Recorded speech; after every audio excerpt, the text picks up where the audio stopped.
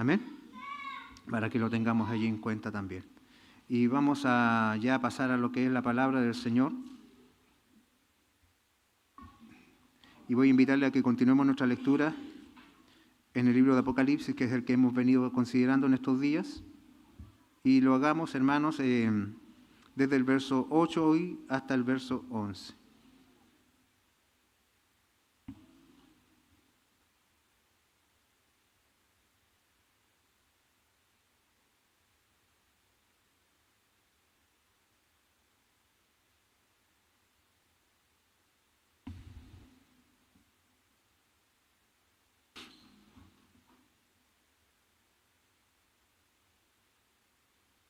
La palabra del Señor dice así: y escribe al ángel de la iglesia en Esmirna, el primero y el postrero, el que estuvo muerto y vivió, dice esto: yo conozco tus obras y tu tribulación, y tu pobreza, pero tú eres rico. Y la blasfemia de los que dicen ser judíos y no lo son, sino sinagogas de Satanás. No temas en nada lo que vas a padecer. He aquí el diablo echará a alguno de vosotros en la cárcel, para que seáis probados y tendréis tribulación por 10 días. Sé fiel hasta la muerte, y yo te daré la corona de la vida. El que tiene oído, oiga lo que el Espíritu dice a la iglesia. El que venciere no sufrirá daño de la segunda muerte. Amén. Les invito a que oremos y le pidamos al Señor que nos guíe, que nos dirija a través de este tiempo para que esta palabra sea de provecho y de bendición para cada uno de nosotros. Oremos al Señor. Padre Celestial, a esta hora nos acercamos delante de tu trono, porque, Señor, tú nos vas a hablar hoy y pedimos que tú nos des un corazón dispuesto, una mente despierta, un oído atento a escuchar tu palabra. Señor, sobre todo, mi Dios, porque las demandas que tú nos haces son gloriosamente maravillosas a la vez que imposibles para un hombre en su propia carne. Oh, Señor, por eso te pedimos que a través de tu Espíritu tú nos vivifiques, para que este tiempo en tu casa sea para nosotros de provecho, de bendición. Renueva nuestras fuerzas y susténtanos, mi Dios. Nuestras carnes son débiles, Señor. Nos vemos expuestos a tantas cosas que, mi Dios bendito, nos restan. Pero hoy, Señor, venimos a ti, a ampararnos en tu gracia, a ampararnos en tu misericordia. Y pedirte, mi Dios, que tú seas con nosotros nuevamente hoy, Señor, y nos hables, nos fortalezcas, nos vivifiques. Te lo pedimos, Padre, por Jesucristo nuestro Señor. Amén. Tome sus asientos, hermanos. Vamos a meditar en la palabra del Señor hoy. Hermanos, hemos considerado, o vamos en esta serie del libro de Apocalipsis, y estamos ya, hermanos, entrando a esta segunda carta que el Señor dirige a una iglesia específica. Y como fue, hermanos, en la iglesia que atendimos la semana pasada, la carta a Éfeso, hermanos, había un mensaje central allí, que era, hermanos, ese llamado del Señor a la iglesia a volver al primer amor por Él. Amén. Y toda la interpretación de esa carta giraba en torno a esa verdad.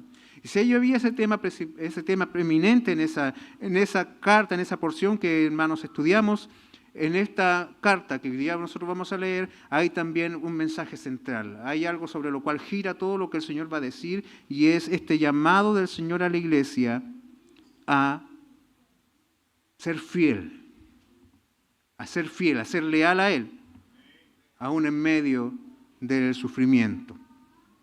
Hermanos, el sufrimiento. Porque el sufrimiento es un tema constante en las Escrituras, que no está, hermanos, delimitado por quizás la situación espiritual del hombre, es decir, los incrédulos han de sufrir. No, hermanos, la historia de la iglesia está asociada a el sufrimiento. En nuestros sermones introductorios de este libro de Apocalipsis, en el capítulo 1, verso 9, nosotros leímos, hermanos, cuando Juan se dirige a la iglesia, dice, en la tribulación, en el reino y en la paciencia de Jesucristo. Y allí nosotros veíamos de que Juan posicionaba el reino de Dios entre la tribulación y la paciencia, lo cual nos habla de una constante, hermanos. Nunca el Señor nos ha negado la realidad, nunca ha escondido la verdad de que el sufrimiento estará presente en nuestro caminar con Él. Nosotros leemos en Juan 15, 18, el mismo Señor hablando, si el mundo se aborrece, sabed que a mí me ha aborrecido antes que a vosotros. El apóstol Pedro, hermanos, afirma esta realidad en 1 de Pedro 4:11, cuando dice, amados, no os sorprendáis del fuego de prueba que os ha sobrevenido, como si alguna cosa extraña os aconteciese. Y podríamos seguir enumerando una serie, hermanos, de textos donde la palabra del Señor, tanto el mismo Señor Jesucristo, así también como los apóstoles, dejaron, hermanos, en claro que la iglesia nunca dejará de experimentar tristeza ni sufrimiento. Que la iglesia, hermanos, sufrirá de una y otra manera, pero principalmente, hermanos, siempre la iglesia será perseguida. Nunca dejará de sufrir mientras el Rey regrese por ella. Amén. Por eso Pedro dice, no se sorprendan por la prueba. No debiese resultarle sorpresa al creyente el sufrimiento. No debiese decir el creyente que sufre, ¿por qué me pasa esto? No se sorprendan. Así debe ser. Ahora, mientras llega ese día, el Señor espera algo de su iglesia y el Señor de hecho manda a su iglesia. ¿Y qué es ese mandato de Dios hacia la iglesia, hermanos? Es de que sea fiel. Ser fiel. Pero ser fiel, como dice el texto que hemos leído, hasta la muerte. Ser fiel hasta la muerte. O sea, Él espera que nuestra fidelidad, hermanos, sea capaz de poder soportar las pruebas de la vida. Que nuestra fidelidad al Señor no sea meramente circunstancial.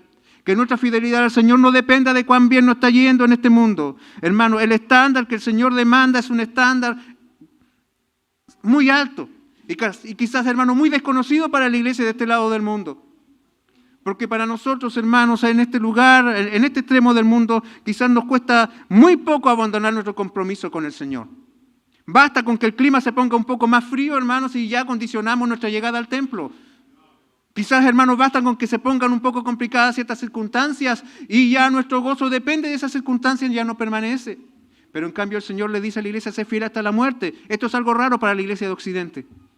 Una iglesia acostumbrada a la comodidad, a la popularidad, a la prosperidad, donde la gente espera llegar a la iglesia y que le digan, vas a ser rico, vas a ser próspero, serás famoso, tendrás influencia. Pero en este mismo momento, en otro lugar del mundo, hay mucha gente, hermanos, que por llegar a la casa del Señor va a perder su vida. Hay muchos hombres de Dios que llegaron al templo, que predicaron a su congregación y que ahora, hermanos, no van a volver a su casa porque serán secuestrados en el camino, serán asesinados en el camino, la iglesia será dinamitada, su familia, hermanos, va a ser quemada. Ahora, hoy, en este momento en que usted mucho quizás está diciendo, tengo sueño, estoy cansado, tengo hambre, quiero terminar, ojalá el sermón no sea tan largo. Y el Señor nos está diciendo aquí, sé fiel hasta la muerte. Esa es la medida de fidelidad que Dios demanda. ¿Por qué? Porque Él fue fiel hasta la muerte. Él no está pidiendo algo que Él no hizo primero, hermanos. Él fue fiel y su fidelidad, hermanos, le llevó hasta el Calvario. Por eso, hermanos, lamentablemente, nuestra fe muchas veces es condicionada a las circunstancias. El Señor está demandando una fidelidad que sea como la que Él nos mostró. Si bien es cierto, hermanos, quizás nosotros no vamos a experimentar el sufrimiento que provoca la persecución. Pero el sufrimiento llegará de muchas formas, de muchas maneras. Y el Señor espera que allí tú seas capaz de ser fiel. El Señor nos ayude. Que el temor no nos paralice, sino que seamos hallados fieles, hermanos, y fieles hasta el final. Y vamos a meditar en esta exhortación que el Señor le hace a su iglesia, esta exhortación categórica, ser fiel hasta la muerte. Considerando, hermanos, los tres elementos que estamos usando constantemente. En Éfeso, ¿cierto? Lo hicimos considerando el trasfondo histórico-cultural de la ciudad, los elogios que el Señor tenía para esa iglesia y también, hermanos, las reprimendas que el Señor tenía para esa iglesia. En el caso de Esmirna, hermanos, nos vamos a encontrar de que el Señor no reprende nada a esta iglesia. Así que lo vamos a hacer considerando el trasfondo de la ciudad, ¿cierto? El contexto de la ciudad, la historia de la ciudad, las claves que el Señor le da a la iglesia para no temer. Y por último, hermanos, la promesa y el llamamiento que el Señor le hace a su pueblo. Y vamos a ir avanzando por el texto, hermanos, y vamos a comprender. O vamos a ir asociándolo, quizás revisando nuestras vidas a la luz de esto. Porque sin duda, hermanos, el Señor, lo dijimos. Está hablándole aquí de una iglesia real. La iglesia de Esmirna fue una iglesia que existió. Pero que aquellas cosas que el Señor demanda a esta iglesia son cosas que son universales y que son atemporales, que tienen que ver, hermanos, también con nosotros hoy, en este tiempo. Amén. El Señor, hermanos, manda a Juan a escribirle al ángel de la iglesia de Esmirna. Ya sabemos el significado para el concepto de ángel, cuando aparece esta palabra. El símbolo que representa tanto al liderazgo de la iglesia como a cada uno de los miembros de esa congregación en particular. ¿Ok? El Señor manda a escribir a esta iglesia que está ubicada en la ciudad de Esmirna. Cuando nosotros, hermanos, buscamos Esmirna en el mapa, quizás por el nombre no vamos a encontrar, pero sí existe hoy una ciudad que se llama Izmir y que está en la costa del mar Egeo, allá, hermanos, en el país de Turquía.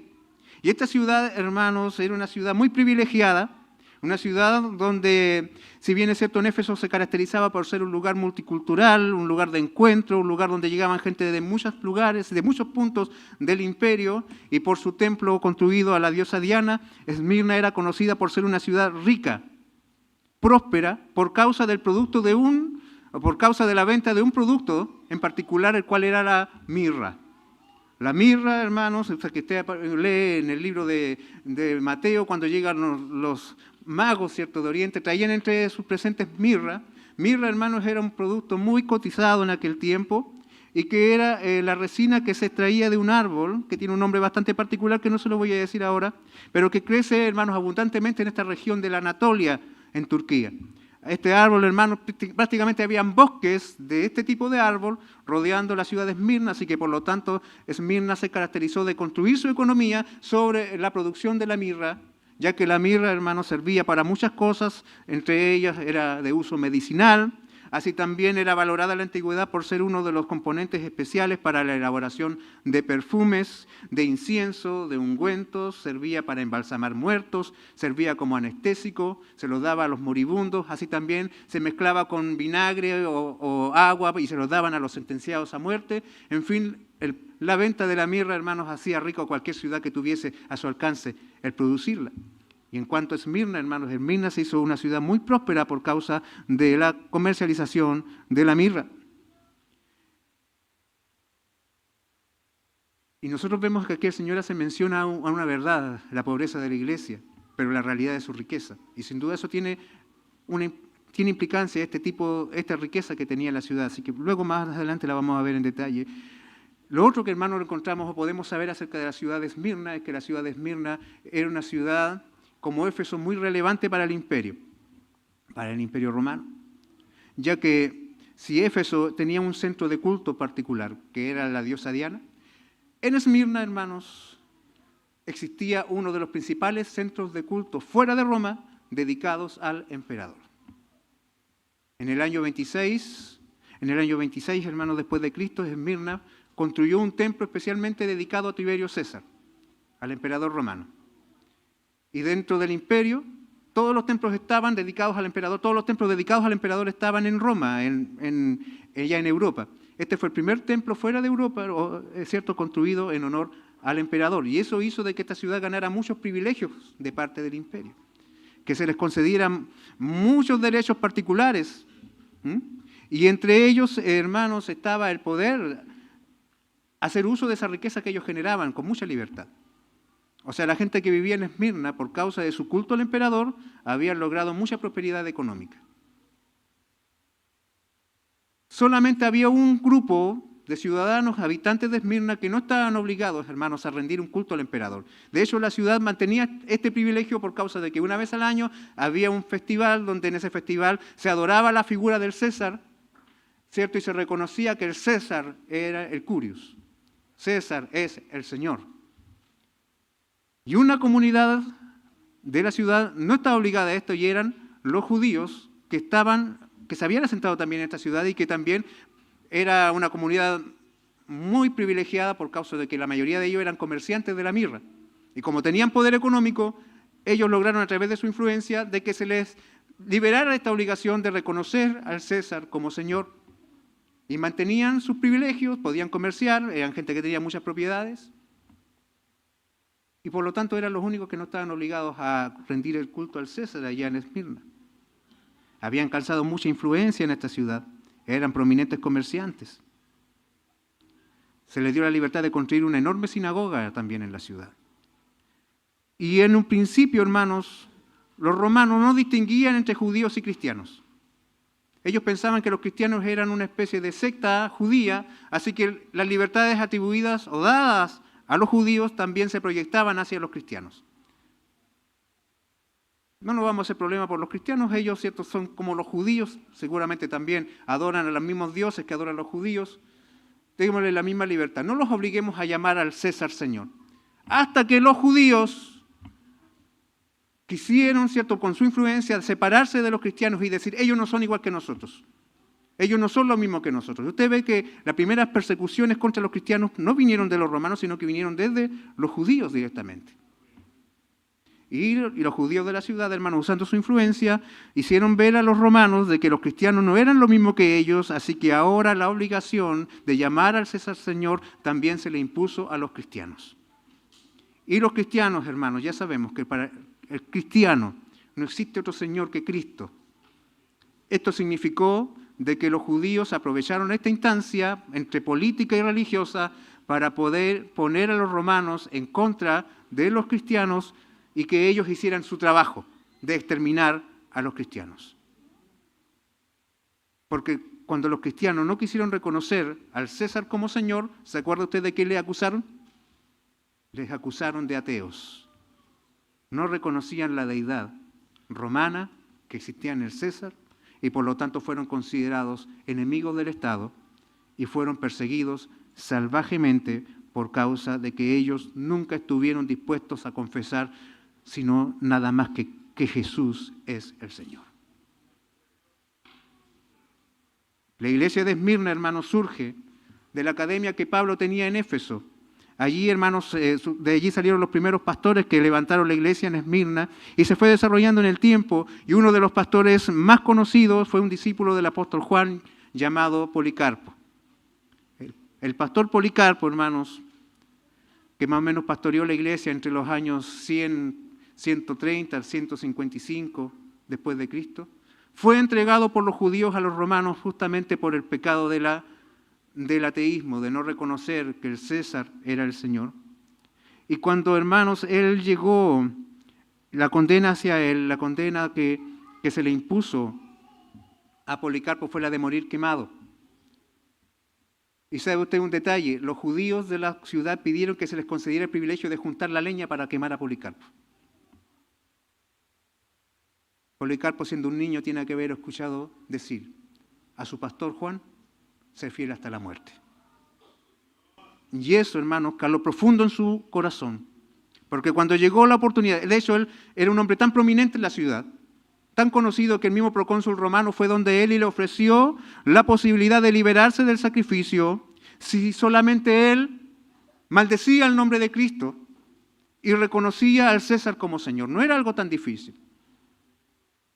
De hecho, muchos cristianos podían salvarse de la muerte si ellos decían César es el Señor y arrojaban un puñado de sal al altar o tomaban un poco de aceite y lo vertían o una copa de vino y la vertían y con eso se salvaban de la muerte. Pero Policarpo, hermanos, dijo las siguientes palabras y quiero leerlas textualmente. 86 años hace que le sirvo, hablando del Señor, y Él no me ha hecho nunca ningún mal. Al contrario, me ha colmado de bienes. ¿Cómo puedo odiar a aquel a quien siempre he servido, a mi Maestro, mi Salvador, de quien espero mi felicidad, el que castiga a los malos y es el vengador de los justos? Estuvo, hermanos, a punto de salvarse de la hoguera, pero él prefirió ser fiel hasta la muerte. En la historia de Policarpo, hermanos, y la de muchos creyentes más de la ciudad de Esmirna, se nota de que el llamado ser fiel hasta la muerte hizo eco. Luego, hermanos, el Señor, de señalar la iglesia, escribe al ángel de la iglesia en Esmirna, se describe a sí mismo, habla, cierto, de aquel que está escribiendo y dice lo siguiente. Lo hace, cierto, nuevamente tomando uno de los títulos que él usa para identificarse que están en el capítulo 1 y lo hace aquí nuevamente diciendo que él es el primero y el último. Amén. El primero y el último. Esta es una frase, hermanos, para identificar, o que Dios usó para identificarse a sí mismo en el Antiguo Testamento. Nosotros podemos leer en Isaías 44, verso 6. Así dice el Señor Todopoderoso, Rey y Redentor de Israel. Yo soy el primero y el último. Fuera de mí no hay otro Dios. Por lo tanto, cuando el Señor Jesucristo aquí al presentarse en esta carta usa este título, es un título que apunta a su divinidad. Él es el Señor, es el Dios eterno y por lo tanto es el Dios inmutable. Aquel que estaba antes que el imperio prosperara, antes que se levantara el imperio romano y aquel que quedará cuando todos los imperios de este mundo sean destruidos. El Dios eterno, el Dios que no cambia, el Dios, hermanos, que antes que sus hijos nacieran ya los conocía y los había escogido, hermanos, y aun cuando después que mueran, Él estará allí para recibirlo entre sus brazos, el primero y el último. Este es el Señor que le escribe a la iglesia. Pero no, hermanos, queda solamente su identificación en esta manera, sino que el Señor agrega el que estuvo muerto y vivió. El que estuvo muerto y vivió. Hermanos, el que habla a la iglesia es el Jesús que fue al Calvario. Es el Jesús que fue clavado. Aquel Jesús, hermano, que fue atravesado por una lanza y que fue puesto en una tumba, pero que al tercer día se levantó resucitado, glorioso y vencedor sobre la misma muerte. Es quien tiene, como dice el texto aquí, las llaves. El símbolo de las llaves es un símbolo de autoridad. Hermanos, este que escribe es el que estuvo muerto y el que vivió es aquel que tiene autoridad sobre la muerte, tiene la autoridad sobre el Hades. Es aquel, hermanos, que no puede ser derrotado por la muerte. Y cuando el Señor dice de que Él es aquel que estuvo muerto, ¿cuánto sentido tiene esto para la iglesia a la cual Él le va a escribir? Donde los cristianos están muriendo día a día por ser fieles a Él. Hermanos, lo dijimos en un tiempo atrás, en uno de nuestros primeros sermones. ¿Es posible que un creyente llegue a dudar? Sí, es posible. ¿Es posible que un cristiano, hermano, ante la pérdida se sienta entristecido? Sí, es posible. ¿Es posible que su fe pueda decaer? Es posible. ¿Es posible que el gozo, hermanos, se paralice, se estanque? Sí, es posible y el Señor lo sabe. Pero el Señor, en vez de juzgarte y decirte, ¿dónde está tu fe? ¿Por qué dudas de mí? El Señor te dice, y como le dijo a esta iglesia, yo estuve muerto. Eso que hoy te causa tristeza, eso que hoy te causa dolor, yo lo enfrenté. Y luego dice, y vivió. Yo vencí aquello que te causa dolor.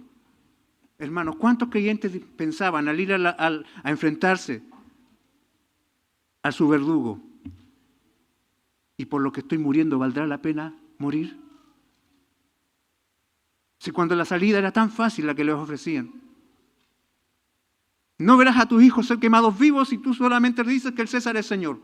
No te pedimos más, no te pedimos que entregues tus riquezas, no te pedimos que tú vengas y que no sé, que hagas algo imposible de hacer. Vierte un vaso sobre este altar, tira un puñado de sal y se acaba tu dolor. Y si no, la muerte te espera. ¿Era tan fácil escapar de la muerte? ¿Cuántas dudas, hermanos, habrán presentado en esos corazones y en esas mentes? Por eso que el Señor, hermanos, viene y se presenta de esta manera. El Señor estuvo muerto y vivió. ¿Cuánto sentido tiene para una iglesia que está siendo diezmada por la persecución? Hermanos, los que recibirán la carta, muchos ya han visto a varios hermanos de la congregación convertirse en mártires.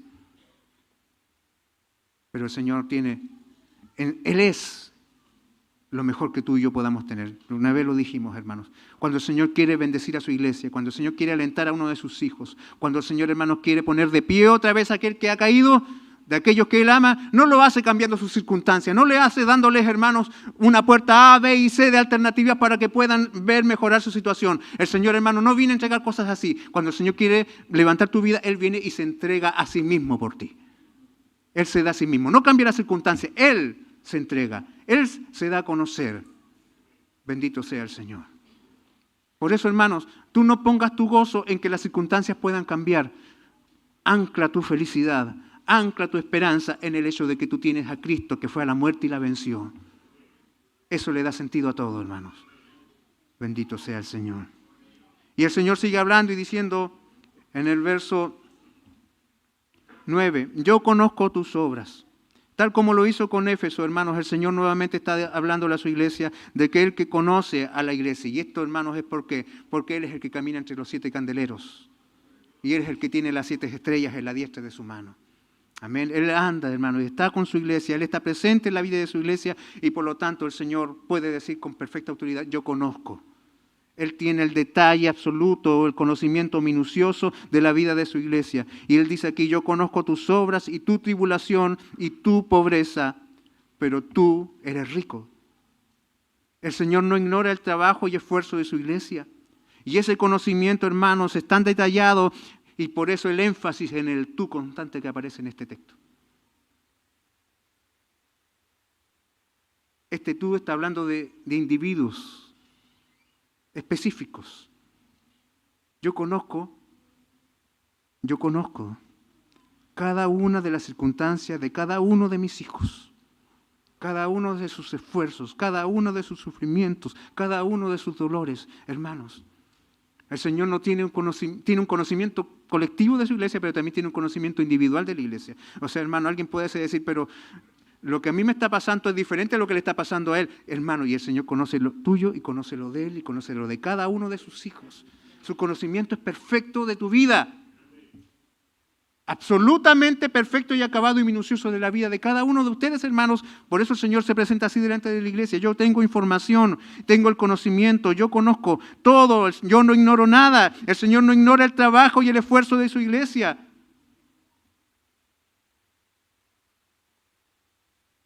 Y Él se dirige a esa iglesia, hermano, de esta manera, con un tú que demuestra su conocimiento detallado. Esto demuestra, hermano, de que Él ve el esfuerzo y sacrificio de cada uno de aquellos individuos que han sido convocados a su iglesia. Desde el más pequeño al más grande, cada trabajo es visto por el Señor. Cada esfuerzo, cada sufrimiento, cada lágrima es conocido por el Señor. Y el Señor dice aquí inmediatamente que Él conoce sus obras, Él conoce su tribulación, Él conoce su pobreza. La palabra tribulación, hermanos, significa opresión que produce angustia. Y es el resultado de una dificultad, hermanos, que no viene por una cuestión natural. En el caso de la iglesia de Esmirna, cuando el Señor habla de la tribulación, está hablando de que esta iglesia está sufriendo una opresión que le provoca angustia, que no es, por ejemplo, como cuando uno tiene una enfermedad, que puede tener una causa natural, uno puede decir involuntaria. En este caso, hay gente que se ha empecinado, que ha hecho su causa de vida el traer opresión a la iglesia. Entonces la tribulación siempre usted la va a encontrar asociada a la persecución, normalmente. No puedo ser tan categórico, pero normalmente, hermano, significa alguien te está haciendo daño. Hay alguien que voluntariamente se ha dispuesto a arruinarte la vida, a provocarte dolor. Y el Señor está diciendo aquí, yo conozco esta tribulación, pero además el Señor dice de que Él conoce su pobreza. Ahora, cuando habla de pobreza, hermano, la pobreza que aquí se usa en el original, la palabra para pobreza es la pobreza extrema, como la pobreza de un mendigo, de alguien que no tiene nada. Alguien dirá aquí soy pobre porque quizás mis once son humildes, ¿cierto? Mi comida no son muy esplendorosas, pero aquí estamos hablando de alguien que no tiene ni siquiera lo suficiente para vivir. Ahora, yo quiero que usted note lo siguiente. Decíamos que Esmirna era una ciudad muy rica, extremadamente rica. El que vivía en Esmirna, hermanos, eran personas que tenían de todo y en abundancia. Entonces, ¿qué significa esto, hermanos? Si hay gente de la iglesia que el Señor dice, yo conozco tu pobreza como la pobreza de un mendigo, significa que esta gente, estos cristianos, por ser fieles al Señor, perdieron todo lo que tenían. Muchos de estos cristianos también pertenecían a las familias acaudaladas de la ciudad, pero por apreciar el valor de Cristo, ellos ahora están experimentando esta tremenda ruina, hermanos. Lo han perdido todo. La persecución, hermanos, siempre comenzó con la aflicción económica, con la confiscación de bienes, con la expropiación de propiedades. El Señor manifiesta que la realidad temporal de la iglesia es apremiante. Es apremiante. Hay tribulación, hay pobreza, hay fuerzas que están empecinadas en destruirles. También, hermanos, las primeras consecuencias que están viviendo es que mucha gente ya no tiene ni siquiera lo suficiente. Después de haber experimentado que tenían más que suficiente, en abundancia, ahora no tienen ni siquiera para poder vivir en el día a día. El Señor conoce todo aquello. El Señor conoce eso. El Señor dice que conoce su pobreza, pero gloria a Dios. Quizás nuestros ojos están limitados a ver la realidad temporal, lo que nosotros apreciamos con nuestros ojos físicos. Pero el Señor agrega aquí, hermanos, como en este paréntesis, lo que Él ve. Lo que Él ve. El mundo los ha hecho miserables, les ha quitado todo. Y ustedes experimentan esta realidad, ustedes ven pobreza. Y de hecho es una pobreza agobiante. Pero lo que yo veo es esto. Tú eres rico. Bendito sea el Señor. Pues la verdadera riqueza no consiste en la abundancia de bienes materiales, sino que en el poseer la perla de gran precio. El hombre puede tener todo el mundo en su bolsillo, pero aún así ser un miserable. Pero si tiene a Cristo, hermanos, en el corazón, es verdaderamente rico. Aunque los bolsillos estén vacíos, aunque la mesa esté vacía, hermanos, aunque todo por causa de Cristo se ha perdido, estos hermanos de Esmirna dieron testimonio de que Cristo es más valioso para ellos, al estar dispuestos, hermanos, a perder todas sus posesiones con tal de ser fieles al Señor.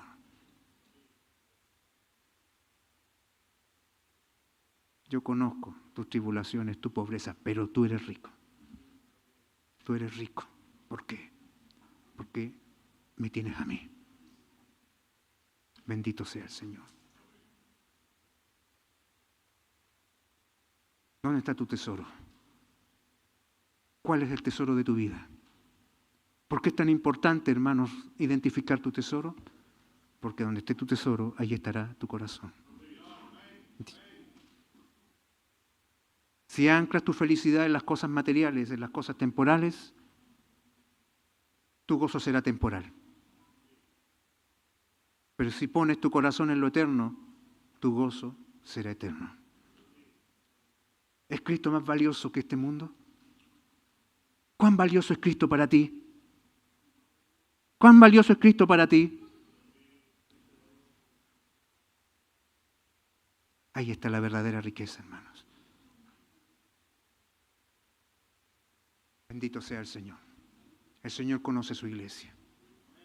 El Señor, hermanos, sabe todo acerca de ti. Sabe todo acerca de tus tristezas. Sabe todo acerca de todo lo que has perdido. Sí, el Señor sabe cuánto has perdido. El Señor sabe por qué estás triste. Por eso descansa en tu Señor. El Señor no es de esos que aquellos que dicen, pero ¿cómo, hombre? Si no es para tanto que estás así. No, el Señor no es de esos. El Señor no le reprocha a su iglesia el que ellos estén en esta situación. No los usa en su contra. El ánimo del Señor es consolar, es acoger. El Señor conoce. Amén.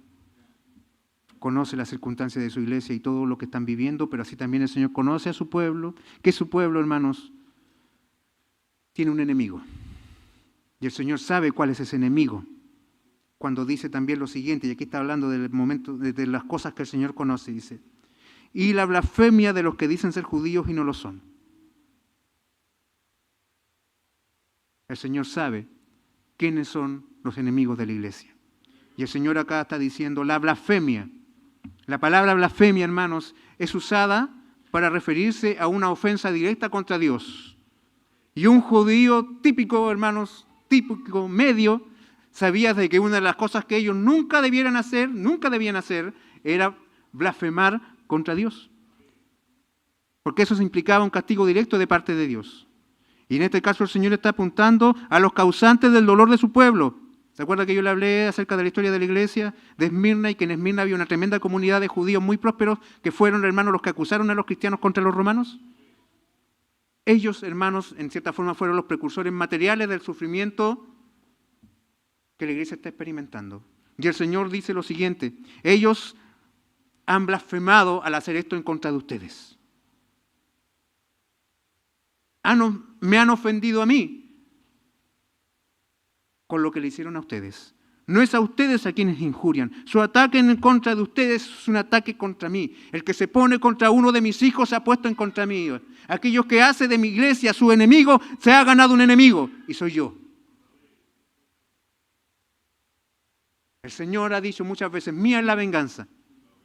El Señor pelea por su pueblo. Y aquí el Señor está diciendo, yo conozco la blasfemia. Los que se han levantado contra la iglesia se han levantado en mi contra. Así como Saulo, ¿cierto? Pensaba, que perseguía a los cristianos, el Señor le dijo, es a mí a quien estás persiguiendo. Estos judíos de Esmirna lo que hicieron al levantarse contra la iglesia fue ofender a Dios, y con Dios se verán. Y además dicen estos judíos, fíjese usted cómo el Señor los trata, que dicen ser judíos, pero no lo son. Ellos piensan de que son herederos de todas las bendiciones de Dios por causa de ser herederos, ¿cierto? O provenir genéticamente, ¿cierto? Por el ser herederos genéticos sobre la carne de Abraham. Pero no solamente en la sangre o en la carne se es hijo de Abraham. Los verdaderos hijos de Abraham no son aquellos que descienden de una línea, hermanos, genealógica en particular. Los hijos de Abraham son todos aquellos que han abrazado lo que Abraham abrazó. Y Abraham abrazó a Cristo como la promesa. Y todos aquellos que pertenecen a Cristo son hijos de Abraham. Los verdaderos judíos no son los que nacen en un lugar del mundo específico. Los verdaderos judíos para Dios son todos aquellos que han abrazado la promesa que Dios le dio a Abraham. ¿Y cuál es la promesa que Dios le mostró a Abraham y que hizo que Abraham cayera al polvo, hermanos, y allí se gozara? El Evangelio de Juan dice, hermanos, de que Abraham conoció a Jesús, él me vio a mí, conoció mi día y me adoró. Y si usted va al Génesis, hermanos, en el Antiguo Testamento, se va a encontrar que hay un momento en que el Señor le está mostrando su pacto a Abraham, y Abraham prácticamente es como que pierde el conocimiento ante lo asombroso que le he mostrado. ¿Qué fue lo que Abraham vio allí? Vio aquello que Jesús dijo en el Evangelio, hermanos, y es lo que constituye al verdadero creyente. Los hijos de Abraham son todos aquellos que han abrazado a Cristo como Señor. Así que un verdadero judío no es aquel que lo es en la carne, sino que es aquel que cree en Cristo. Y ellos dicen ser judíos, pero no lo son, porque me aborrecen a mí, porque odian a mi iglesia. ¿Y qué es lo que son de verdad, Señor? Si no son verdaderos judíos, ellos son sinagoga de Satanás. Fíjese usted, usa la palabra sinagoga, una de las cosas que más orgullo le daba a los judíos de Esmirna, su gran sinagoga. Eso es nada más ni nada menos que un centro de culto a Satanás. Con esto también el Señor deja ver quién es el que está detrás de todo esto.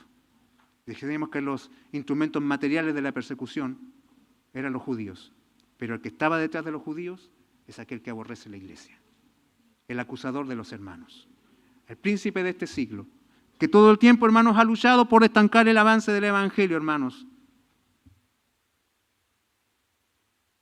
Lo que decíamos, hermanos, que está presente en cada manifestación de la cultura de nuestro tiempo. ¿Qué es lo que está allí? ¿Qué es lo que está pasando detrás de todo esto? Así como el Señor, hermano, apreciaba la realidad espiritual de la iglesia. Eres pobre, pero eres rico. El Señor también está diciendo, los judíos iniciaron la persecución, pero detrás de los judíos, en lo espiritual, está Satanás instigando. Yo conozco a tus enemigos. Yo conozco a los enemigos de la iglesia, está diciendo el Señor. Pero ¿sabes qué? Cada uno de esos enemigos serán derrotados por el Señor. Amén. El Señor conoce su iglesia. Aquel que le escribe a la iglesia sabe a quién le está escribiendo. Y sabe por qué está escribiendo. Y el Señor, hermanos, ha dicho estas verdades hasta el verso 9, y en el 10 empieza ya con su mensaje en particular hacia esta iglesia. Y dice el verso 10, no temas en nada. El Señor dijo que Él estuvo muerto y ahora vive. Amén. Los antecedentes del Señor son poderosos para decirle a su iglesia ahora, a estas alturas de la historia, en medio de su sufrimiento, en medio de su dolor, no temas. ¿Por qué me dices eso? Porque yo estuve muerto. Yo conozco al más grande de los enemigos del hombre. ¿Y qué dice el texto? ¿Cómo se presenta él? Estuvo muerto y vivió. Yo conozco a tu enemigo más grande y lo vencí. Así que por lo tanto te puedo decir con plena seguridad, no temas. No temas. Ahora, los judíos han instigado a los romanos a declarar los enemigos del imperio. Así ellos se han ganado el favor de Roma y van prosperando tranquilamente, se reúnen en sus sinagogas, mientras los cristianos lo van perdiendo todo, están siendo encarcelados, torturados y asesinados de formas horribles. Ya no hay lugar seguro para los creyentes. ¿Qué piensa usted que es lo más natural sentir? Temor. Temor. Y si me junto, y si salgo de mi casa para ir donde los hermanos, ten cuidado, no te vayan a tomar preso. El temor es una constante en una circunstancia como esta. Pero el Señor escribe esta carta para consolar y animar a la iglesia. ¿Por qué? Porque, ya lo dijimos, Él la ama y no es indiferente a su dolor y le exhorta diciéndole, no temas, no dejes que el miedo te gobierne. No dejes que el miedo te gobierne. Y que usted, hermanos, va al Antiguo Testamento y cada vez que el Señor llama a sus profetas o a su pueblo a no temer, Él siempre asocia este llamado, esta exhortación al no dejarse dominar por el temor a su presencia. ¿Por qué no he de temer? Isaías 41:13 dice, sé fuerte y valiente, no tengas miedo ni te desanimes, porque el Señor tu Dios te acompañará siempre. Así le dijo el Señor a Josué. Esfuérzate y sé valiente. Yo estaré contigo. Hermanos, y hay un texto que a mí me parece maravilloso, que dice así, y este sí que está en Isaías 41:13, que dice, no temas, gusano de Jacob, o vosotros los pocos de Israel. Fíjese usted cómo el Señor le dice a su pueblo, gusano de Jacob, los pocos de Israel. O sea, no temas ustedes que por naturaleza no tienen ninguna posibilidad de vencer. ¿A quién le ha ganado, hermano? Si usted se enfrenta con un gusano, lo termina de una, ¿cierto? Es pequeño, insignificante, débil, frágil. Y el Señor dice, no temas, aunque seas chiquitito, aunque sean pocos. No temas, porque yo soy tu socorro, dice Jehová. El Santo de Israel es tu Redentor. Yo estoy contigo. No temas, aunque seas pequeño e insignificante, no temas porque yo estoy contigo. Y luego le dice el Señor a su iglesia, a sus discípulos, antes de morir, no temáis, manada pequeña. Y nuevamente, hermanos, ese llamado a no temer está asociado a su presencia en medio de ellos. El Señor dice, no temas, porque Él camina contigo. Recuerda esto es clave, hermanos, esto es clave. Él camina entre los candeleros de oro. Él camina con su pueblo, su presencia está en medio de su iglesia. Él tiene en su diestra las 7 estrellas. Él tiene a cada uno de sus hijos escondido en el hueco de su mano. Él camina contigo. Él te lleva escondido allí en un lugar donde nadie te puede tocar. Por eso el Señor dice, no temas. No temas. Pero inmediatamente, hermanos, se escucha algo contradictorio. ¿Qué esperaría usted que el Señor hubiese dicho aquí? Leamos primero lo que dice. No temas. Gracias, Señor. ¿Cierto? Estamos siendo perseguidos. Nos van a matar. Hemos perdido todo. Gracias, Señor, por venir a decirnos no temas. Pero el Señor, que sigue diciendo, en nada lo que vas a padecer. He aquí, el diablo echará a alguno de vosotros en la cárcel. O sea, hermanos, si a mí me preguntan así bien personalmente, ¿qué hubiese esperado Pedro Sáez escuchar después del no temas? Que el Señor hubiese dicho, ¿te acuerdas de el faraón? Cuando te venía persiguiendo, no temas, yo lo voy a destruir. ¿Te acuerdas de Gedeón? Cuando el Señor le dijo, no temas, yo voy a pelear por ustedes. Yo hubiese esperado como hombre que el Señor hubiese dicho, no temas, yo voy a vérmelas con los judíos de la ciudad y con los romanos y voy a terminar con el emperador y voy a cambiar este sistema político y voy a hacer que sus tristezas cambien. Y que ahora puedan salir tranquilos a la calle y reunirse tranquilos en sus iglesias y poder adorarme sin problemas, sin que nunca más vuelvan a perder nada. Yo voy a resucitar a sus seres queridos que han perdido. No temas. ¿Pero qué dice el Señor? ¿Qué dice el Señor? ¿Se acuerda usted de esa canción que cantamos, Sé que lo harás otra vez? Muchas veces nosotros pensamos que se trata de un Dios cambiando circunstancias y que ahí está el verdadero poder de Dios. ¿Cuánta gente, hermano, ancla su fe en esa esperanza? Dios cambiando circunstancias. Que al orar por el enfermo sane. ¿Cierto? El otro día me conmoví escuchando a mi cuñado aquí predicando, diciendo que es esa vez que oró con tanta fe, y yo soy testigo de aquello, pero parecía que el Señor no escuchó.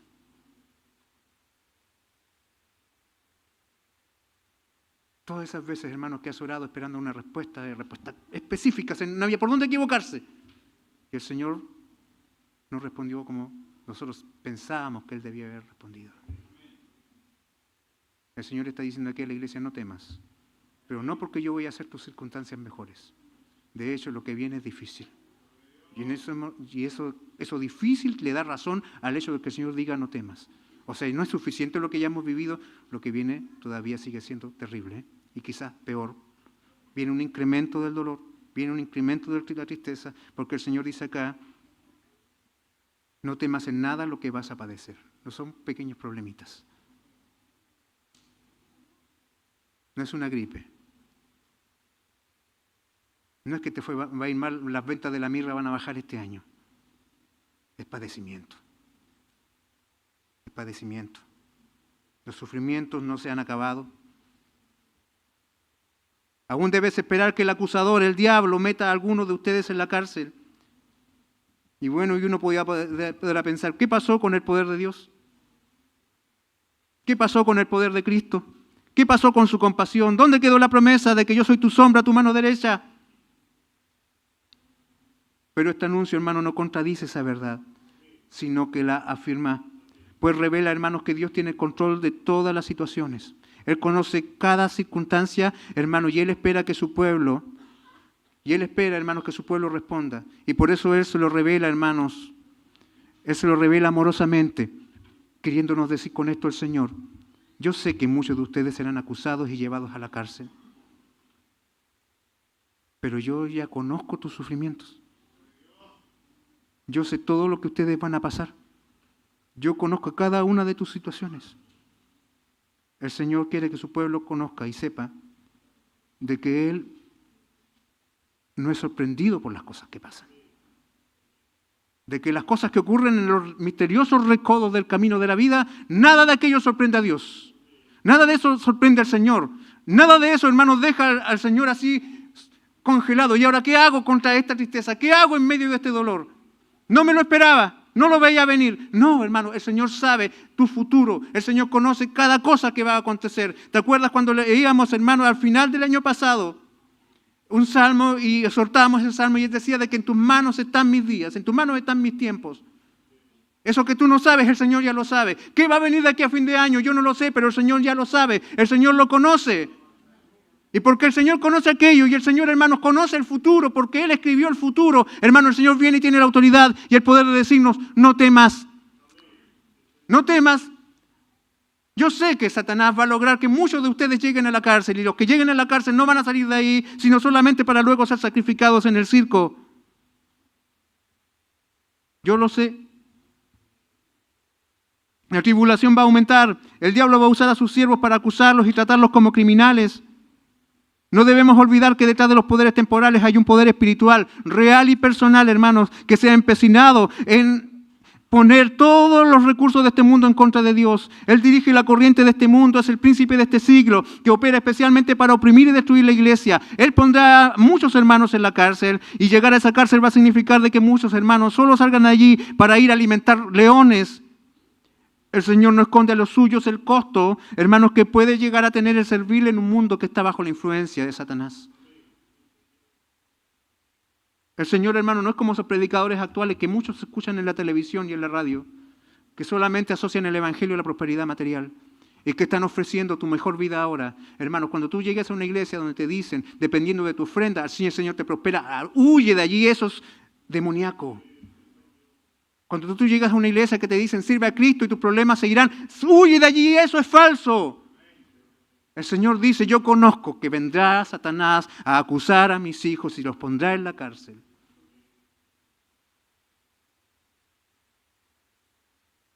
Oh, hermanos, el Señor nos ayude. Y a pesar de eso, que va a pasar todavía, el Señor le dice a su iglesia: no temas. ¿Cómo enfrentará la iglesia esa realidad sin temer, diré yo? O dirás tú: es imposible no temer hasta en este anuncio. ¿Y si soy yo el próximo en caer? ¿Y si soy yo el próximo en enfermarme? ¿Y si soy yo el próximo en partir? ¿Y si soy yo el próximo en ver sufrir a un ser querido? ¿Y si soy yo el próximo en ver cómo a mis hijos se lo llevan? ¿Cómo no voy a tener miedo? Pero el Señor dice: no temas. Y Él da las claves, hermanos, que hacen posible soportar la tribulación sin ser esclavo del temor. En el mismo texto, el Señor nos dice lo siguiente: que todo esto que va a ocurrir, todo esto que Satanás va a hacer, hermanos, tiene un para. O sea, hay un propósito detrás. ¿Y cuál es ese propósito, hermanos? Para que seáis probados. Para que seáis probados. O sea, el sufrimiento del cristiano tiene un propósito. Hermanos, A mí me da consuelo el saber. Me da consuelo el saber, hermanos, de que mi Dios es un Señor que no actúa por capricho. Y no deja que pasen las cosas porque le da lo mismo. No es porque, hermano, pasa lo que pasa, no es porque Dios no gobierne. El Señor permite el sufrimiento, sí es cierto, pero es con una razón, para que seáis probados. La prueba siempre tendrá el fin de hacer más preciosos a los hijos de Dios para Dios. Sí. Pues la fe de la iglesia probada siempre será más preciosa que el oro. Mire usted, Satanás quiere convertirlos en cenizas, pero el Señor vuelve esas cenizas en oro, en algo precioso. La iglesia debe enfrentar la tribulación sostenida de la verdad, que nunca su sufrimiento fue por un accidente que podría haberse evitado. ¿Le ha pasado a usted eso en su tristeza? ¿Y si hubiésemos hecho esto? ¿Y si hubiésemos hecho aquello? Hubiésemos evitado este dolor. ¿Cierto? Si hubiese estado allí en ese momento, si hubiese contestado el teléfono, si no hubiese ido a ese médico, hubiese ido al otro médico, si hubiese puesto atención en este detalle, tal vez esto se hubiese evitado. Mi hijo decía el otro día una verdad muy especial y me gozaba al escucharlo. Meditábamos acerca del sufrimiento, acerca de las tristezas, de las pérdidas que hemos experimentado. Él decía, nosotros como hombres pensamos esto. Con eso está dejando entrever de que sí, es cierto, nosotros humanamente vemos, después que pasan las cosas, muchos caminos, y eso llevan a provocar más dolor. ¿Cierto? A mortificar más nuestro corazón triste ya. Si tú piensas en las posibilidades, ¿qué haces? Es como echarle sal a tu herida. Y el Señor no quiere que sus hijos piensen así. El Señor no quiere que la iglesia de Esmirna piense de que a lo mejor si ellos hubiesen hecho otra cosa, se hubiesen librado de esto. A lo mejor si yo hubiese tomado esta decisión, todavía tendría a mi hijo conmigo, a mi esposa conmigo, a mi esposo conmigo. A lo mejor todavía hubiésemos podido salvar a Policarpo. El Señor no quiere que nosotros pensemos eso. El Señor quiere que nosotros nos aferremos de esta verdad, que sin duda es más grande que nosotros. Sin duda nos supera en nuestra mente limitada. Sin duda, hermanos, nos pone allí en una encrucijada, nos presiona, hermanos, esta verdad. Pero cuando ya la terminas de abrazar, cuando dejas de luchar contra ella, cuando dejas de combatir contra aquello, hermanos, tu corazón encuentra descanso. Soy yo, dice el Señor, el que gobierna todos los eventos de la vida. Soy yo el que gobierna todo lo que pasa en la vida. Nada le pasa a uno de mis hijos si no es porque yo lo permito. Si no es porque yo tengo un plan, si no es porque hay un para. Por eso el Señor permite lo que permite. Y tú no puedes hacer nada para evitarlo, ni yo puedo hacer nada para evitarlo, porque el Señor, hermano, determinó un camino para sus hijos. Y ese camino tiene una meta. ¿Es una lucha? Sí. ¿Estoy batallando contra eso? Sí. ¿En mi familia luchamos contra eso? Todavía, sí. Y yo creo que mis hermanos en Esmirna también. Pero iglesia, hay descanso cuando tú llegas no a comprender, sino que a aceptar de que el Señor tiene un propósito para este dolor. Este dolor, hermanos, no es porque el Señor quiso provocarlo, porque le dio lo mismo entregarte a Satanás y dejar que el diablo acusara a los hermanos y llegaran a la cárcel. No es porque Dios le dio lo mismo, es porque Dios, hermano, tiene un propósito. ¿Y cuál es el propósito para ahora? Es que tu fe sea preciosa. Pero no había otra forma, Señor, de hacerlo. Esta es la forma que el Señor determinó que se hicieran las cosas. Para que tu fe sea preciosa, para que seáis probados, para que Dios reciba más gloria a través de tu vida. Satanás quiere convertirte en ceniza, pero Dios te quiere convertir en algo precioso. Hermano, la tribulación es sostenida o puede ser sostenida tu vida en medio de la tribulación si abrazas la verdad de que el Señor siempre ha tenido el control de todo. Y Él los hará triunfantes. Pero además esto demuestra, hermanos, que el poder puesto a favor de la iglesia es tan grande que la adversidad, en vez de destruirles, le va a perfeccionar. Si antes de la persecución había una iglesia, ahora en la persecución en Esmirna hay una iglesia fiel. Si antes del sufrimiento eras un cristiano promedio, muchas veces el sufrimiento logra cristianos preciosos. Cristianos, hermanos, con comprensión, con corazones dispuestos a abrazar al que sufre. Pero el Señor nos ayude, hermanos. Sin duda estas verdades son más grandes que nuestra mente. El Señor nos ayuda a descansar en esto. La adversidad, en vez de destruirnos, nos perfecciona. La fidelidad no surgirá, hermanos. ¿Cuándo la fidelidad surgirá? Sino ante la posibilidad de ser infiel. ¿Cuándo tú sabes como esposo que eres fiel a tu esposa? ¿Cómo sabes que eres capaz de ser fiel a tu esposa? Cuando se presenta la oportunidad, se presenta frente a ti de ser infiel. ¿Cómo sabes de que puedes resistir la tentación? Sino hasta cuando eres tentado.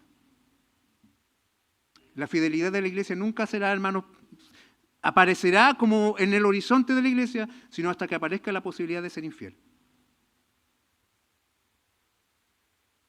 El sufrimiento, hermanos, el sufrimiento de los creyentes siempre tiene un propósito. Siempre tiene un propósito. Dar la gloria a Dios y hacer a la iglesia victoriosa. ¿Cuántos se consiguen victorias? ¿Sentados en tu sillón? ¿Con una abundante mesa? ¿Con toda tu familia a tu alrededor? ¿Con cada uno de tus seres queridos acompañándote? ¿Esa es tu gran victoria? ¿Allí eres victorioso? No, hermano, eres victorioso cuando sigues confiando en Cristo, aunque tu mesa esté más vacía que antes, aunque hayan puestos vacíos y desocupados en tu casa, aunque tus bolsillos, hermanos, flaqueen y tu mesa no sea abundante, pero aún así tú sigues siendo fiel a Cristo, entonces puedes decir que eres victorioso. Cuando le sigues sirviendo, después de decir, Dios dio, Dios quitó, sea el nombre de Jehová bendito, y te pones de pie, te secas las lágrimas y sigues caminando, entonces puedes decir, sí, gracias a Dios por tu victoria.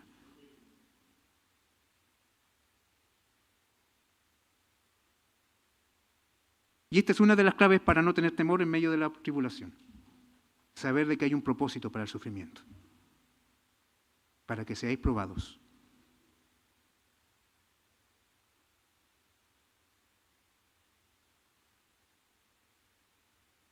Y luego dice, hermanos, a continuación, y tendréis tribulación por 10 días. Esta es la segunda clave para soportar sin temor en medio del dolor. Lo otro que deben tener presente para vencer el temor es que hay un dato que el Señor está dando. La tribulación durará 10 días. En la literatura apocalíptica, hermanos, el número 10 representa totalidad,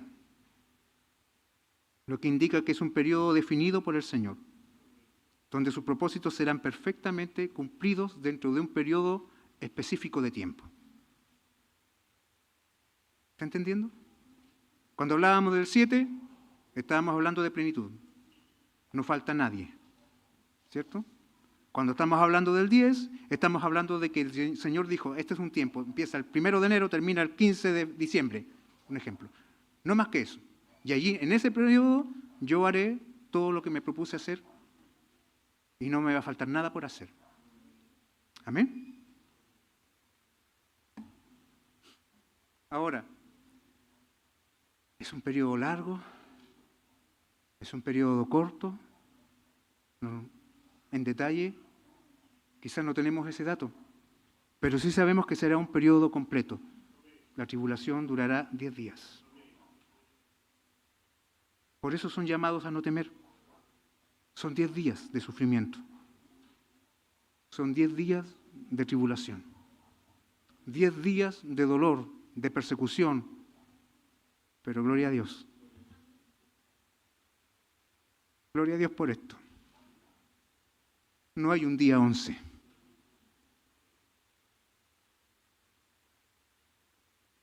No hay un día 11. Son 10 días y no hay otro día. Todo sufrimiento en la tierra es limitado. No podrá durar más, hermanos, de lo que el Señor decretó.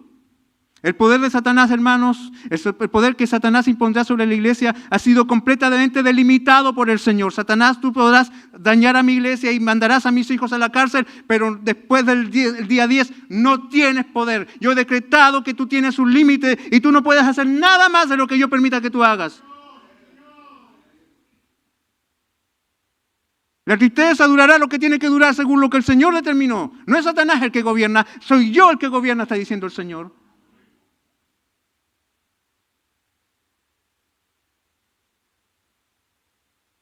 La tristeza durará lo que tiene que durar, pero no se extenderá más allá de lo que le está permitido. Esta verdad nunca debe apartarse de nuestra mente, iglesia. Las pruebas son reales, duelen, están presentes, pero no son eternas. No son eternas, hermano. No vas a llorar para siempre. Quizás hoy es el tiempo de llorar. Llora si tienes que llorar hoy, pero hermano, ten en cuenta esto. Tu Señor ha dicho, son 10 días. No hay más. Es lo que yo determiné. Tu sufrimiento no será para siempre. Habrá un día en que amanecerá, y ese día que amanezca será diferente a los otros. Amanecerá glorioso, amanecerá vibrante. ¿Por qué? Porque el Señor decretó que tu prueba terminó, se acabó, allí se acabó, en el día 10. ¿Estás entendiendo, iglesia, lo que el Señor nos está diciendo a nosotros también? El sufrimiento no es eterno, las pruebas no son eternas, Satanás no tiene poder eterno, el Imperio Romano hoy día es un recuerdo, solamente está en los libros de historia y en los vestigios que quedan alrededor del mundo. Y el César, hermanos, hoy es un busto, hermanos, de una piedra que cualquiera, hermano, lo puede botar y queda hecho añicos. El hombre más poderoso del mundo, hermanos, hoy día no existe, porque son 10 días. Las pruebas se van a acabar, el dolor se va a terminar, la separación se va a acabar. ¿Me está escuchando, hermano? Oh, sí, pero que cuando está pasando ese día, sí que se siente, hermano, muy fuerte, pero tienes la esperanza de que esto no será eterno, no durará para siempre. El Señor ha dicho, hermanos, gloriosamente en Romanos 8:18, pues tengo por cierto que las aflicciones del tiempo presente no son comparables con la gloria venidera en nosotros, que en nosotros ha de manifestarse. Son 10 días y cada uno de esos días el Señor va a estar con su pueblo. Y cuando amanezca el 11º día, la tristeza habrá terminado, las lágrimas serán enjugadas, el pueblo será reunido, la tristeza se convertirá en gozo, las tribulaciones no son eternas, el gozo del Señor sí.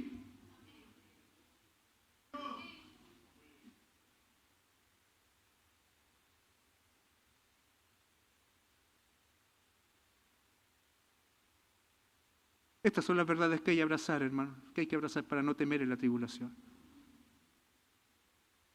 Hay un propósito y el dolor no es para siempre. Gózate en esto, hermanos.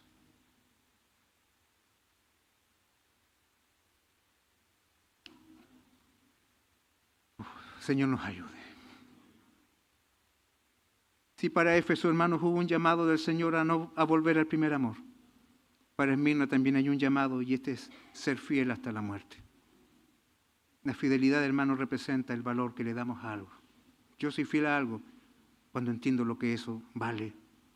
En la historia de Esmirna, sus ciudadanos habían sido caracterizados por ser fieles. Si algo los caracterizaba a los de Esmirna, es que ellos eran fieles a lo que se proponían ser fieles. Todos los imperios que pasaron, hermanos, por allí, antes de los romanos, los asirios, los macedonios, los griegos, y después del turno de los romanos, cada uno de esos imperios encontraron en Esmirna gente muy fiel a ellos. Soy muy fiel al rey de Asiria, soy muy fiel al imperio persa, somos los más leales a los griegos. Se terminaron los griegos, vinieron los romanos, somos los más leales a los romanos. Tanto así que le construyeron un templo al emperador. O sea, esta ciudad sí que se caracterizaba por su lealtad. Se declararon fieles a cada rey de turno y le demostraron su fidelidad adorando todo aquello que juraron, a lo que le juraron lealtad. Tanto así, hermanos, que como decíamos antes, el culto al emperador prácticamente después de Roma se instaló primero en Esmirna. Era el turno de ser leales a Roma y fueron los más leales a Roma. Y en ese contexto el Señor llama a su iglesia a permanecer fieles a Él. La lealtad a Cristo es peligrosa, sí. La lealtad a Cristo es peligrosa. Según las estadísticas, dicen de que ser fieles al Señor le cuesta la vida a 14 personas diariamente en el mundo. En Corea del Norte, por ejemplo, si un cristiano es descubierto, eso significa de que toda su familia será metida en la cárcel, en los campos de exterminio, hasta la 4ª generación. La fidelidad a Cristo es costosa. Se puede, hermanos, si usted lo ve y se informa, se va a dar cuenta de que es muy duro ser fieles al Señor en un mundo como en el que vivimos. Pero ese es el estándar de fidelidad al Señor que Él demanda. La vida misma, hermano, no puede ser más preciosa que Cristo para un creyente. No puede ser más preciosa que Cristo. Esto no significa que el creyente, hermano, ande deliberadamente buscando convertirse en un mártir. Pero si es puesto, hermanos, en una encrucijada como la persecución, el verdadero Hijo del Señor nunca va a dejar a su Rey por otro amor. Nunca va a abandonar a Cristo, aunque eso le cueste la vida. La fidelidad al Señor no debe durar, hermanos, hasta que las cosas se pongan difíciles. Amén. Si el Señor, hermanos, permite circunstancias difíciles, tu lealtad a Cristo no puede durar hasta allí. Eso es lo que el Señor espera de nosotros. No se condiciona a las circunstancias la fidelidad de la iglesia a Cristo, sino que la fidelidad es hasta la muerte, porque nuestro Rey fue fiel hasta la muerte. Él amó a sus hijos hasta el final y subió a la cruz a morir para hacer de miserables un tesoro. ¿Está ponderando esto, iglesia? ¿Cuánta gente dice, yo seré firme y estaré fiel? Y sin duda es fácil ser leal y ser fiel al Señor cuando la vida es como un paisaje perfectamente pintado. Pero las tormentas vienen, hermanos, y allí entonces el Señor espera fidelidad de su iglesia. Pero, hermanos, gracias damos al Señor. Hay gracia sobre gracia. Una promesa sigue al llamado. Sé fiel hasta la muerte y yo te daré la corona de la vida. O sea, ser fiel me puede costar la vida, pero el Señor dice, yo te daré la corona de la vida. Esmirna era conocida, hermanos, también porque allí había un centro de pruebas atléticas y donde se premiaba a los ganadores con una guirnalda o una corona de flores.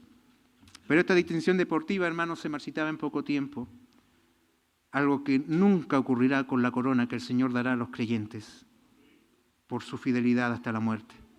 La corona del vencedor es para aquellos que son fieles hasta el extremo. Hermanos, ten siempre en cuenta esto. La corona sigue a la cruz. La gloria al sufrimiento. La vida a la muerte. Nunca tú estás perdiendo. Aunque perdiendo, hermanos, la pérdida es algo constante en el cristianismo, pero en el cristianismo, hermanos, perdiendo se gana. Muriendo se vive. Bendito sea el Señor. La vida del creyente, hermano, no se termina con la muerte. De hecho, la muerte es la antesala de la verdadera vida del creyente. Gloria a Dios. Si usted ha notado, hermanos, en el desarrollo de nuestro texto, hay una particularidad en el texto que hemos leído. Y esto mismo se repite a la iglesia de Filadelfia en su momento, hermanos. Y es de que no hay ningún reproche del Señor hacia la iglesia en esta carta. Esto no significa que sea una iglesia perfecta, hermanos, pero sí demuestra algo, la gran compasión del Señor. Y nuevamente el Señor termina su carta con la frase, el que tenga oídos para oír, oiga. Un verdadero creyente, hermano, no va a dejar pasar esta palabra. Un verdadero creyente pondrá atención en lo que el Señor dejó. La victoria del Hijo de Dios, hermano, no es sortear la muerte física, sino que es ser librado de la muerte eterna. La verdadera victoria, hermano, no se trata de cuánto ganas en este mundo, sino que se trata de cuánto Cristo es precioso para tu vida. Un verdadero Hijo de Dios, hermano, será fiel. No cambiará a Cristo por nada de este mundo. El que ha nacido 2 veces, solo muere una vez. Porque el Señor dice aquí al final, no sufrirá daño de la segunda muerte. En cambio, el que ha nacido una vez, muere 2 veces. Los que vencen son aquellos que han anclado su fidelidad en Cristo y nadie más. ¿Cuántos años llevas sirviendo al Señor? ¿Cuánto tiempo llevas caminando en su evangelio? ¿Te ha tocado sobrellevar algún momento difícil? ¿Te ha tocado sobrellevar alguna prueba? ¿Has perdido a un ser querido? ¿Estás enfermo quizás hoy? ¿Tienes temor del futuro? ¿Cuánto tiempo has estado en los caminos del Señor? Ahora, en todos estos años, ¿cuántas veces el Señor te ha fallado? ¿Cuántas veces el Señor ha fracasado?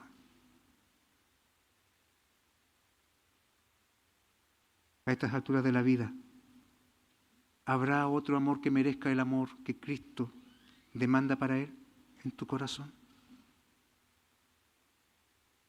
Si vienen tentaciones, hermanos, si vienen dificultades, permanece fiel. Si el camino se hace más angosto, permanece fiel. Si el mundo desata su odio contra el Evangelio, permanece fiel. Si la carga se hace pesada, considera el valor de Cristo comparado con este mundo. No hay tesoro más grande que el Señor. Si el dolor viene, si la tristeza viene, si la prueba viene, considera esto, no es eterna. Tiene fecha de expiración. Durará lo que tenga que durar, pero después de la noche viene un amanecer de consuelo eterno, de paz, de gozo. Un día, hermano, nuestros ojos se cerrarán, es cierto. Pero al abrirse, lo primero que contemplarán será el rostro de nuestro amado Salvador. Permanece fiel, iglesia. Sé fiel hasta la muerte. No es menos que eso. Fiel hasta la muerte. Hermano, permanece fiel. El que tenga oídos para oír, oiga lo que el Señor dice a la iglesia. Oremos. Amado Dios,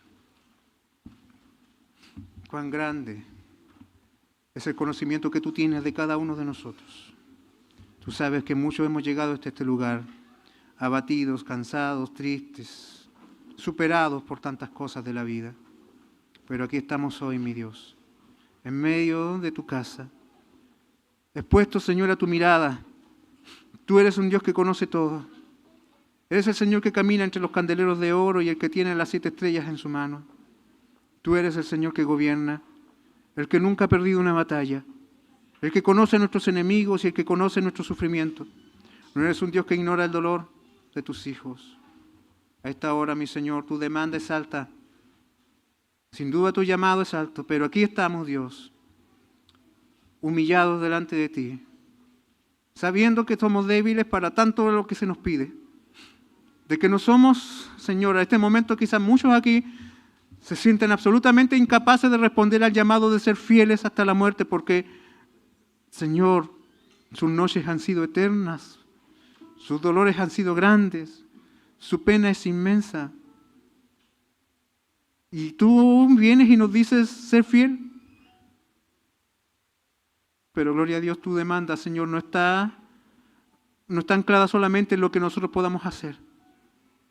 Tú no nos demandas a ser fieles y ahora nos dejas abandonados y que luchemos contra el dolor solos para poder responderte a ti.